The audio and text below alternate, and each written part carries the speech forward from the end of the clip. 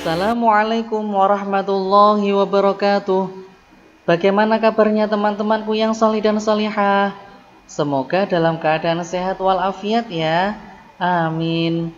Pada kesempatan kali ini kita akan belajar materi pendidikan agama Islam, yaitu pelajaran yang ke-8 dengan tema Ayo belajar surat Al-Kautsar.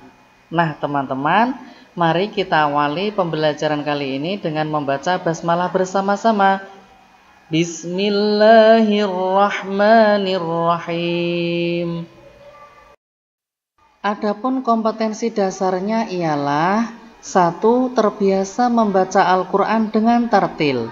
2. Menunjukkan sikap peduli terhadap sesama sebagai implementasi dari pemahaman Quran Surat An-Nasr dan Quran Surat Al-Kautsar.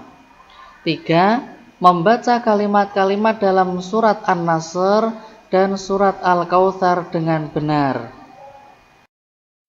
Selanjutnya kita akan belajar cara membaca kalimat dalam Surat Al-Kautsar dengan dibantu oleh ayah bunda di rumah.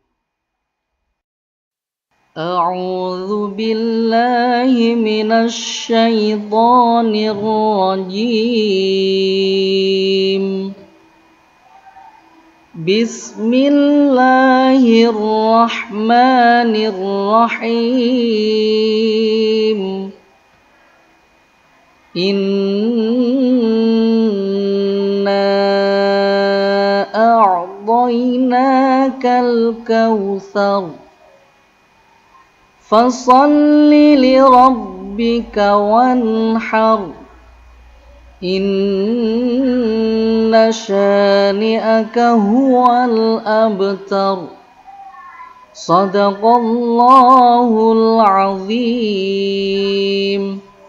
Nah teman-teman, silakan teman-teman bisa berlatih membaca dengan benar serta bisa menghafalkan dari kalimat-kalimat surat Al-Kautsar secara lancar, dibantu ayah bunda di rumah. Yang artinya ayat 1, sungguh kami telah memberimu Muhammad nikmat yang banyak. Kemudian ayat 2 yang artinya, maka laksanakanlah sholat karena Tuhanmu dan berkurbanlah sebagai ibadah dan mendekatkan diri kepada Allah Subhanahu wa ta'ala. Kemudian ayat 3 yang artinya, sungguh orang-orang yang membencimu, dialah orang yang terputus dari rahmat Allah. Teman-temanku yang salih dan salihah, demikianlah Quran Surat Al-Kautsar beserta artinya. Nah teman-teman, silakan teman-teman bisa mencoba membaca lalu menghafalkannya serta cara menulis kalimat-kalimat yang ada di dalam surat Al-Kautsar dengan ayah bunda di rumah tentunya. Selain itu, kita juga akan belajar pesan-pesan dari surat Al-Kautsar. Apa sajakah nanti ya teman-teman pesan-pesan dari surat Al-Kautsar? Silahkan disimak videonya ya. Teman-temanku yang sholih dan sholihah, adapun pesan-pesan atau pokok-pokok isi surat Al-Kautsar antara lain, nomor 1, Allah Subhanahu wa ta'ala telah melimpahkan nikmat yang banyak kepada kita tentunya. Kita sebagai umat muslim wajib untuk bersyukur kepada Allah Subhanahu wa ta'ala. Siapa yang banyak bersyukur kepada dirinya, Allah akan melipat gandanya. Nah, yang kedua, perintah Allah dari surat Al-Kautsar agar kita mendirikan sholat dan berkurban. Sebagai umat muslim, melaksanakan sholat hukumnya wajib ya. Bagi yang sholatnya masih bolong-bolong, segeralah untuk lebih semangat untuk melaksanakan sholat 5 waktu dalam sehari semalam. Jangan sampai ditinggalkan dengan ringan, karena kita mempunyai tanggung jawab besok di akhir kiamat akan dimintai pertanggungjawaban. Selain itu, kita disunahkan untuk berkorban bagi yang mampu untuk melaksanakan kurban. Teman-temanku yang solih dan solehah, adapun nomor 3 adalah Nabi Muhammad akan mempunyai pengikut yang banyak sampai hari kiamat.